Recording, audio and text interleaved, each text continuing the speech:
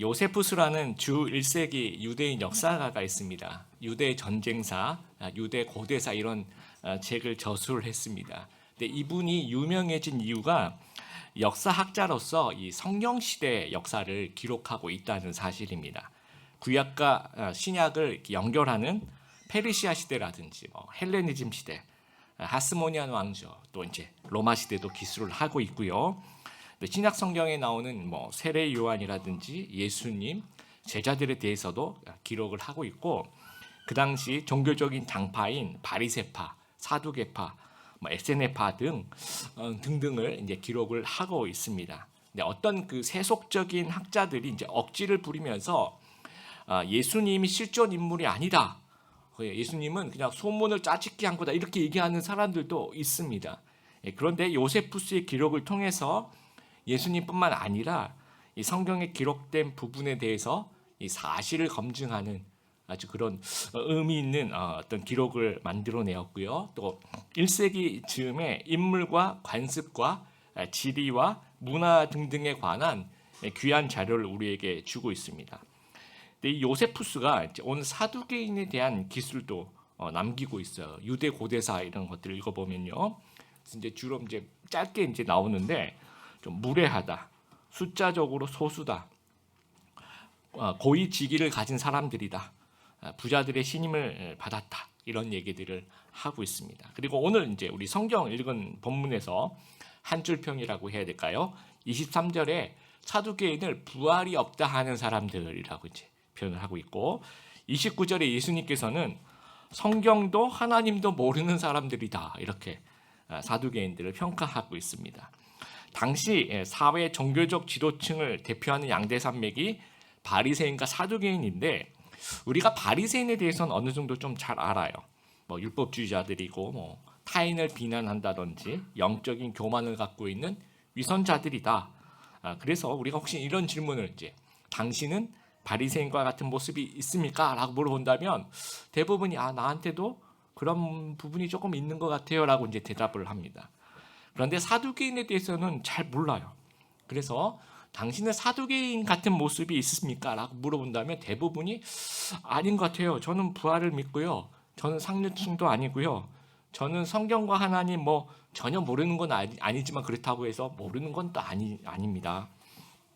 조금은 알아요. 이렇게 이야기할 수 있을 겁니다. 그런데 사두개인을요, 우리가 좀 자세히 살펴보면 오늘날 현대인, 오늘날 우리와 굉장히 상당히 비슷한 부분들이 많이 있습니다. 그래서 오늘 사두개인들에 대해서 좀 자세히 살펴보면서 이들이 어떻게 생겨나게 되었는지, 또 어떻게 권력을 잡게 되었는지, 또 이제 왜 부활이 없다라고 하는지, 왜 예수님께 이상한 질문을 하는지, 또 예수님께서 성경을 왜 모른다고 핀잔을 이렇게 하셨는지에 대해서 좀 우리가 살펴보길 바래요. 그래서 이제 결론 부분에 다시 한번 제가 여러분께 여쭤볼 거예요. 나에게 사두개인 같은 부분이 있는지 그때 다시 한번 대답해 보도록 하겠습니다. 사두개인의 시초는요, 구약 성경 다윗 시대로 거슬러 올라갑니다. 다윗 왕을 보필하던 두 명의 제사장이 있었어요. 아비아달이라는 제사장과 사독이라는 제사장이 있었습니다. 이 아비아달 제사장은 엘리 제사장 가문의 제사장인데, 이 아비아달의 아버지가 아히멜렉이라는 제사장이에요. 사울에게 쫓기던 다윗의 도피를 좀 도와줘요. 그러다가 이제 사울에게 죽임을 당합니다. 그래서 이제 다윗이 좀 미안한 마음에 이 아버지 아히멜렉의 아들인 아비아달을 거두어 들여서 이제 제사장으로 굉장히 중요한 역할로 다윗을 돕고 있어요. 그러다가 이제 말년에 되어서 이 다윗의 넷째 아들인 아도니아가 이제 반란을 일으킵니다. 이제 왕위는 내 거야, 나에게 주세요 하면서 이제 반란을 일으키는데 거기에 아비아달이 참가를 해요. 근데 여러분 아시다시피 다윗의 아들인 솔로몬이 이제 왕위를 이어받죠. 그래서 이제 반란은 실패로 돌아가고 쫓겨나던 이제 자기 고향으로 돌아갑니다. 그리고 이제 사독이라는 제사장은요, 이 아도니아 반란 때 이 다윗의 충신들은 모두가 이제 하나님과 다윗편이, 하나님이 결정하신 대로 또 하나님이 결정하시는 그 다윗의 마음에 따르겠다라고 해서 분하야 장군이라든지 나단 선지자라든지 이 사독 제사장이라든지 무조건 이제 다윗의 뜻을 따르는 겁니다.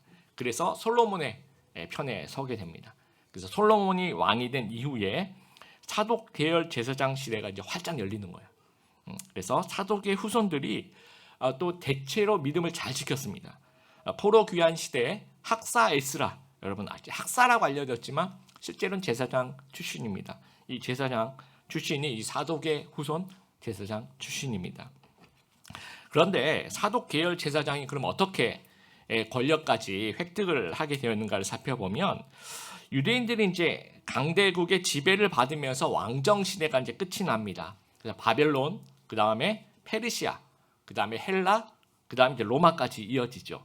근데 헬라와 로마 시대에 정치적 기득권과 상류층을 이제 형성하게 됩니다. 이제 어떻게 형성하게 되는가? 우리 일제 식민지 시절에 조선인이 어떻게 하면 부귀영화를 얻을 수 있겠습니까? 일본에 반대하고 저항하면 부귀영화를 누릴 수 있을까요? 아니면 일본에 타협하고 동화하면 부귀영화를 누릴 수 있을까요? 반대하고 저항하는 쪽은 이제 독립운동을 하죠. 항일투쟁을 하죠. 아주 험난하고 고난의 길을 걸어갈 수밖에 없습니다. 그런데 타협하고 동화하는 쪽은요, 뭐 일본의 사상이라든지 문화라든지 지배를 그냥 다 받아들이는 거예요. 출세를 위해서.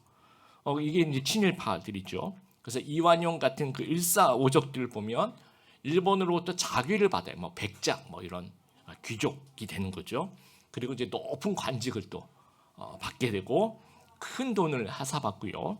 그다음에 이제 토지도 굉장히 많은 토지를 또 일본으로부터 받게 됩니다. 그러면서 이들이 상류층을 나름대로 그 시기에 상류층을 형성하면서 부귀영화를 누리게 되는 거죠.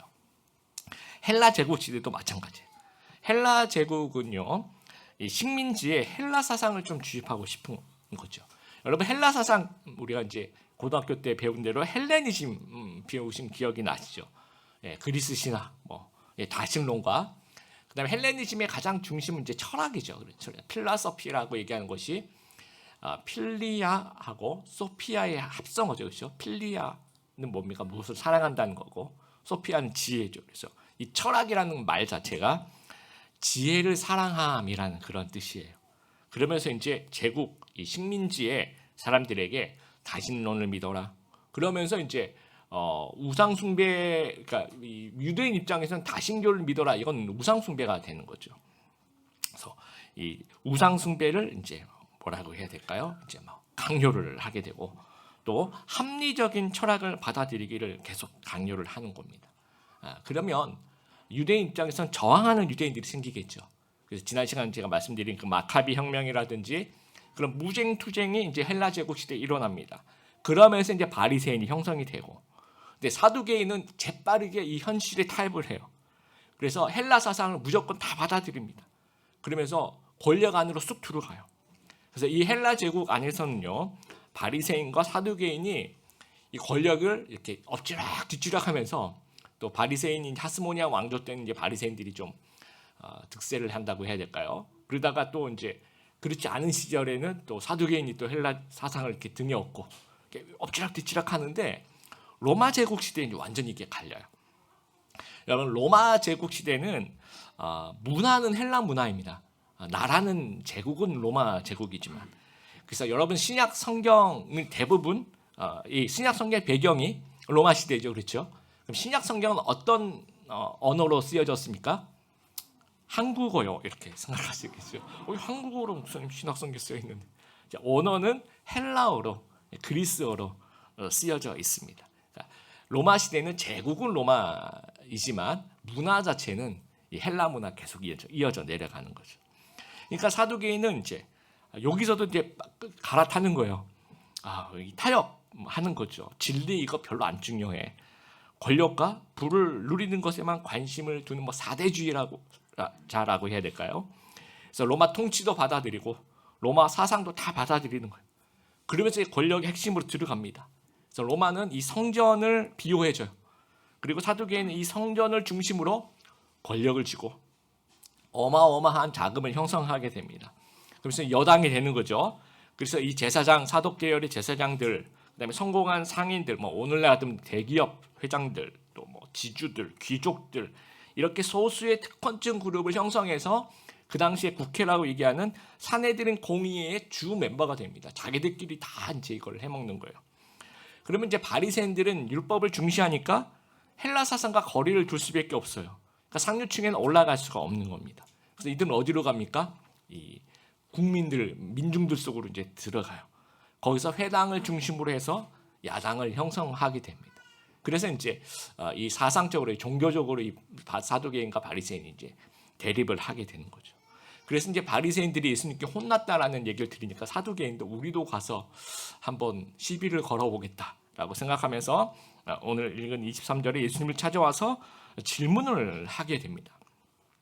그런데 이 질문을 하게 되는 이 7 형제에 대한 이야기, 그건 있지도 않은 일을 이제 그럴싸하게 얘기하는 것이 이제 이 헬레니즘의 여러분 기억나시죠? 철학 사상 중에서 이 소피스트라고 기억나시죠?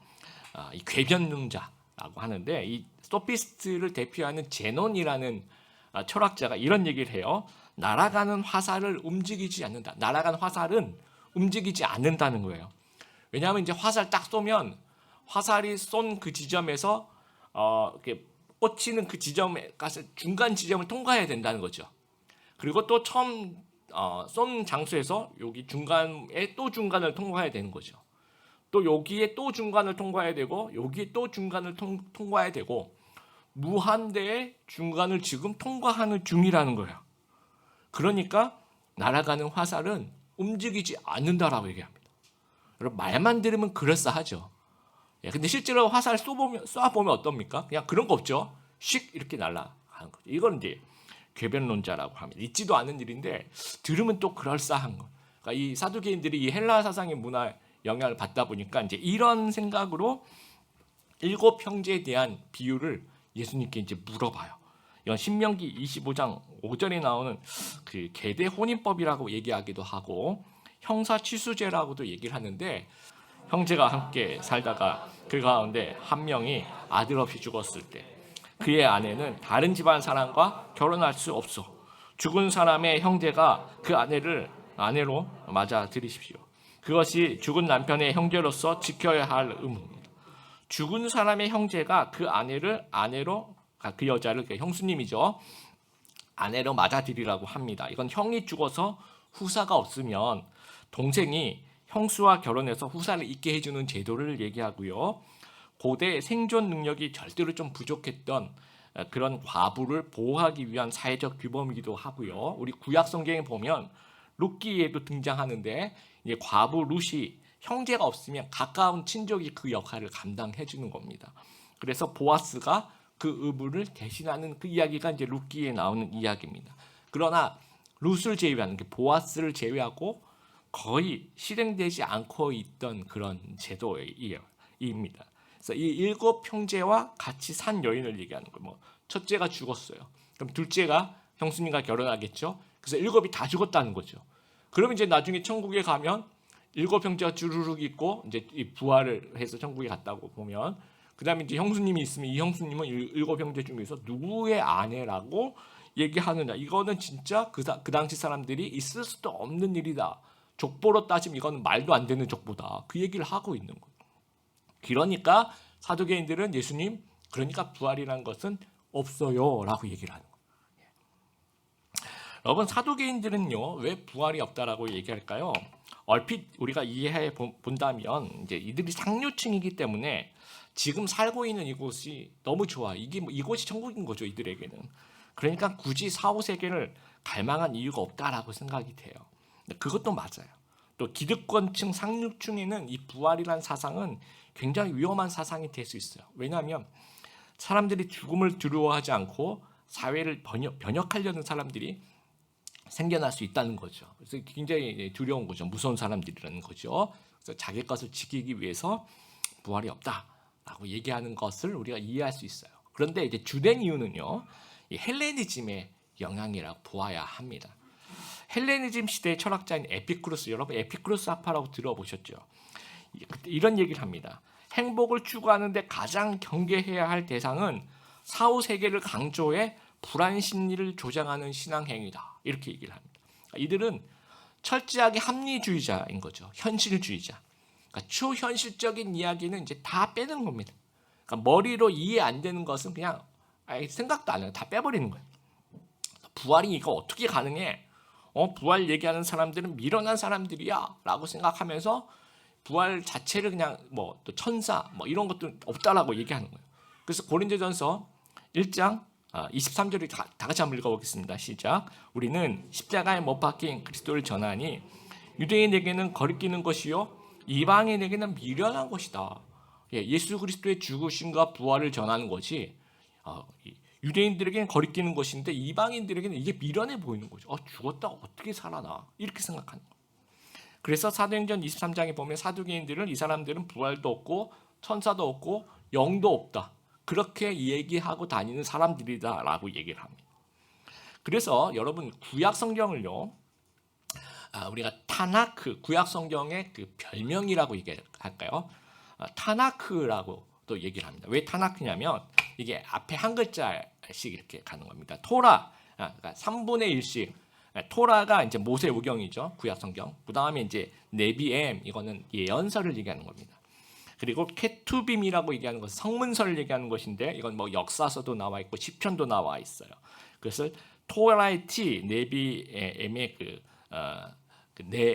나 이렇게 되는 거죠. 케투빔의 크 해가지고 모음 R을 이렇게 붙여가지고 타나크 이렇게 이야기를 합니다. 이게 구약 성경을 3등분을 하면 구약 성경의 별명이 무엇입니까? 그러니까 히브리어로 그러면 이제 타나크 이렇게도 이야기를 합니다.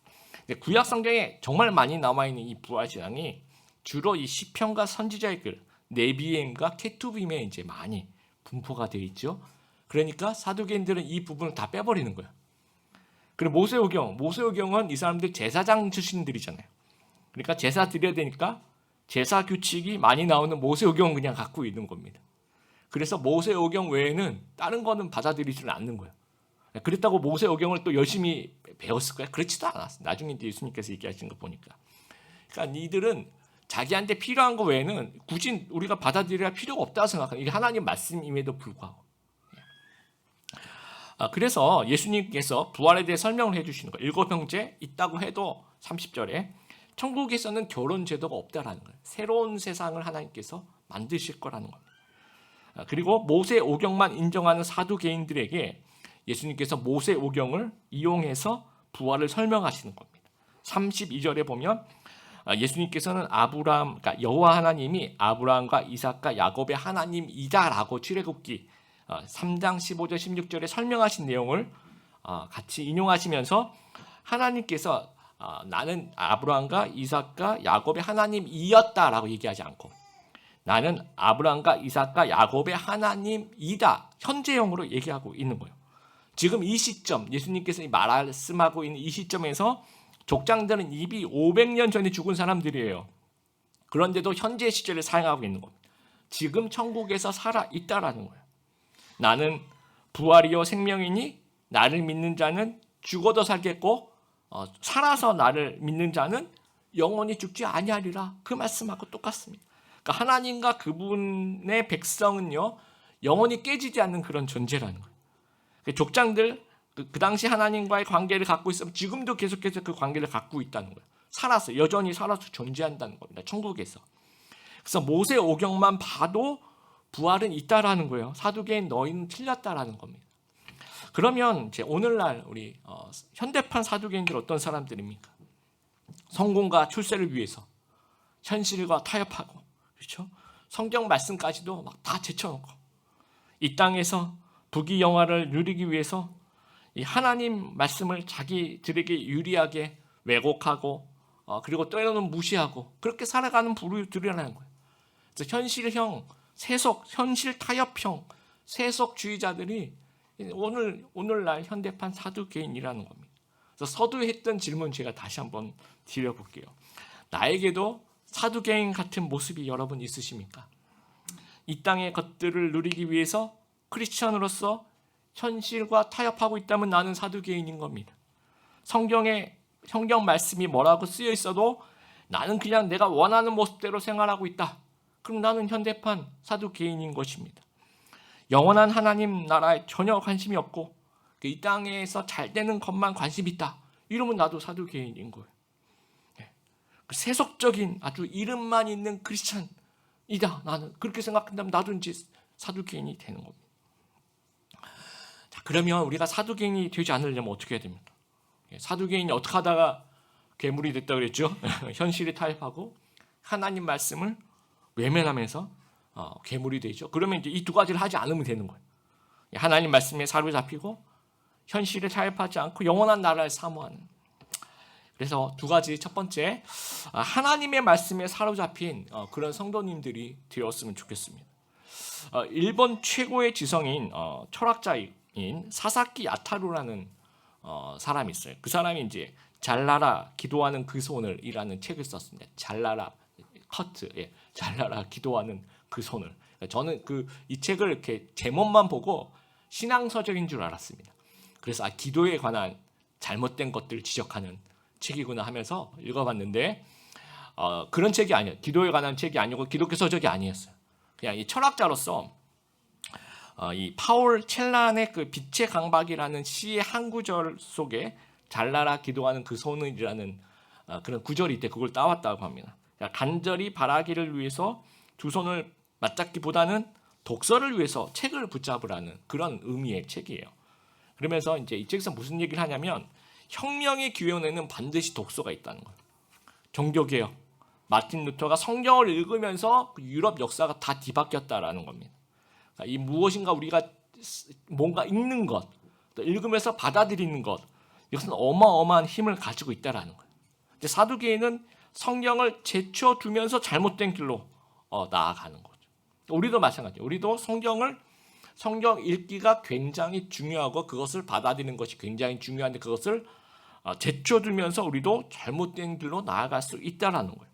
그러니까 성경을 읽는 것으로 또 성경 말씀에 있는 모든 사상을 받아들이는 것으로 우리가 무장해야 된다라는 겁니다. 그래야지 흔들리지 않는 믿음의 용사가 될 수 있는 거예요. 사도행전 26장에 보면 바울이 아그리빠 왕에게 이제 전도를 해요. 그 모습을 그 당시 총독이던 베스도 총독이 보면서 뭐라고 얘기하냐면요. 바울아 내가 미쳤구나 라고 얘기해요. 너의 많은 학식 때문에 내가 미쳐버렸다. 그러니까 이 베스도 총독이 볼 때 바울은요. 사상범인 거죠. 사상범. 그래서 여러분 저는 이게 좀 좋은 의미로 이 사상범이라는 부분을 우리가 좀 생각해 볼 필요가 있어요. 군대에서 왜 주일날 이렇게 교회 갈 때 자 기독교인 나와 줄 서 이렇게 얘기 안 하고 뭐라고 얘기하냐면요. 자 기독교 환자들 이렇게 나와 이렇게 얘기를 합니다. 기독교 환자들이라는 단어를 좀 많이 써요. 왜냐하면 이분들은 사상범이라는 거예요. 도대체가 왜 이렇게 힘든데 교회에 넌 꼭 그렇게 가려고 하니? 뭐 그렇게 생각을 하는 것 같아요. 그래서 뭐 어떤 의미인지 모르겠지만 기독교 환자들이라는 단어를 씁니다. 그래서 여러분 이게 나쁜 의미를 좀 다 빼고요. 사상범도 이게 나쁜 의미 다 빼고 이 환자라는 단어도 이게 나쁜 의미 다 빼고 좋은 의미에서 우리가 좀 기독교 사상범이 좀 되었으면 좋겠습니다. 그리고 기독교 좀 환자가 되었으면 좋겠어요. 예수쟁이 머리끝에서 발끝까지 정말 가득 차 있는 예수님으로 가득 차 있고 예수님의 사상으로 가득 차 있고 성경 말씀으로 가득 차 있어서 이걸 어떻게 세상이 어떻게 해볼 방법이 없는 그런 사람, 그런 사상범, 그런 환자, 그런 어떤 예수쟁이들 여러분 다 되시길 바랍니다. 그러기 위해서 여러분 성경을 열심히 공부하시는 사도행전처럼 막 몇 개만 받아들이는 것이 아니라 열심히 공부하시는 여러분 되시길 바랍니다. 또 우리 새 성경 통독 열심히 하고 계시죠 지금? 여러분 제가 늘 우리 미래 세대들도 있으니까 말씀드리니 꼭 귀담아 들으세요. 여러분 성경 통독 횟수는 내 나이를 넘어서야 됩니다. 내 나이가 30이다 그러면 성경 통독은 30번 이상은 하고 있어요. 지금부터 안 늦었습니다. 부지런히 따라가면 얼마든지 할 수가 있습니다. 그리고 제자훈련 여러분 사역훈련을 힘써 주시고 우리 소그룹도 마찬가지. 우리 공동체별로 이제 지금 빌더스는 시작했는데요. 스타터스도 서번트도 이제 시작할 텐데 성경 익스프레스라는 그 성경에 관한 책이 있습니다. 그거 가지고 우리가 한 7주 정도 아카데미를 또 진행을 하려고 아마 3월 달부터 빌더스는 지금 하고 있고요. 그래서 어떻게든 우리가 이 성경의 모든 이야기를 쭉 빨아들일 수 있는 스폰지와 같은 말씀의 사람, 다 되시기를 주님의 이름으로 축복합니다. 두 번째, 현실에 타협하지 않고 영원한 하나님 나라를 사모해야 합니다. 여러분, 아이들 동화에 이런 얘기가 있습니다. 하루살이와 메뚜기가 열심히 놀았어요. 열심히. 그러고 난 다음에 메뚜기가 하루살이에게 말합니다. 야, 우리 너무 재밌게 놀았다. 우리 내일 또 만나. 우리 내일 또 놀자. 그렇게 얘기했더니 하루살이가 내일이 뭐야? 라고 물어. 내일이 뭐지? 이렇게 물어봐요. 또 이제 메뚜기가 그 다음날 이제 참새랑 열심히 놀았대요. 그리고 열심히 놀고 난 다음에 참새가 헤어지면서 메뚜기야, 우리 내년에 또 만나서 또 열심히 놀자. 그렇게 얘기를 해요. 그랬더니 메뚜기가 내년이 뭐지? 네, 메뚜기는 한철이잖아요. 그렇죠? 내년이 뭐지? 그러니까 사두개인들이 그렇다는 거죠. 하루살이 수준. 이 땅에 올인하는 거죠. 우리도 마찬가지. 우리도 이 땅에 올인하는 것이면 우리가 부활이 뭐지? 그 다음에 하나님 나라 가는 이게 뭐야? 하루살이가 되는 거야. 하루살이가. 누가복음 12장 보면 부자 비유가 나오는데 창고에 재물을 엄청 쌓아둬요. 그래서 이제 평안히 먹고 쉬고 즐거워하자라고 얘기를 합니다.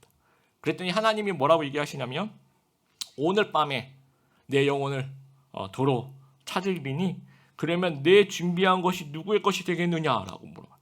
그래서 이 부자 비유는 그냥 부자 비유가 아니라 우리가 뭐라고 주로 얘기해요? 어리석은 부자 비유라고 얘기를 합니다. 어리석다라는 거예요. 이 땅만 생각하고 있으면 나중에 영원한 나라는 전혀 놓지 않고 지금 이 땅에서 그거 몇 년 산다고 그걸 준비해 놓고 있는 거죠. 우리도 마찬가지입니다. 우리도 하나님 보시기 혹시나 어리석다라고 얘기할 수 있다라는 겁니다. 축구 시합을 해요. 여러분 전반과 후반 45분 뜁니다. 근데 여러분 전반 이겼다고 좋아하긴 너무 이르죠. 그렇죠? 후반에 이겨야지 진짜 이기는 거예요. 그렇죠? 근데 우리가 뛰고 있는 그 축구는요. 전반 45분에 후반은 무한대입니다. 여러분 그렇지 않나요? 그 어딜 더 잘해야 됩니까? 전반 45분 뛰고 후반은 무한대예요. 전반을 잘해야 됩니까? 후반을 잘해야 돼요. 후반을 잘해야죠. 전반 45분 잘해봤자 아무 소용이 없는 겁니다. 우리도 이 땅에서 한 100여 년 삽니까? 그렇죠? 천국에서 얼마나 살아요? 영원히 살아가는 겁니다. 그럼 어디에 초점을 맞춰야 됩니까? 당연히 하나님 나라에 초점을 맞춰야 되는 거죠. 그리고 그 초점은 지금부터 당연히 하나님 나라에 초점을 맞춰야 되는 겁니다. 이 땅은 우리가 살아가고 있는 이 땅은 사역지예요. 하나님께서 하라고 하신 일들을 잘 감당하는 그런 곳입니다. 그리고 누리는 것은 어디입니까? 천국에서 누리는 거예요. 근데 우리가 이 땅에서 누리려고 하면 혹시나 타협을 하고 사두개인처럼 그러면서 이 삶의 목적을 잃어버리고 방황하면서 길을 잃어버리게 되는 겁니다. 여러분 사두개인은 영원했을까요? 아까 우리 영상에서도 나왔지만 AD 70년에 로마에 의해서 예루살렘이 망하고 성전도 멸망을 합니다. 그러면서 성전 멸망과 함께 사두개인도 역사적으로 사라져요. 지금도 이스라엘에는 성전이 없습니다. 그래서 이 땅에서의 부귀영화 이거는 유한합니다. 한계가 있어요. 시간적인 한계가 있고 물질적인 한계가 있고 또 우리의 능력의 한계가 있는 겁니다. 그래서 이 한계가 어떤 사람은 조금 어떤 사람은 약간 더 많이 이 차이가 있을 뿐 다 없어지는 거예요. 하나도 남김없이 다 없어지는 것입니다. 짐 엘리어 선교사라는 분이 있어요. 그 에콰도르 아우카족을 위해서 이제 선교를 떠나신 선교사님인데 미국 그 시카고 남쪽에 있는 휘튼 대학의 수석 졸업하신 아주 공부를 열심히 잘하신 아주 똑똑한 전망이 아주 그냥 이렇게 밝은 그래서 이제 교수직을 제안하기도 했대요. 남아서 좀 학생들 가르쳐 달라고.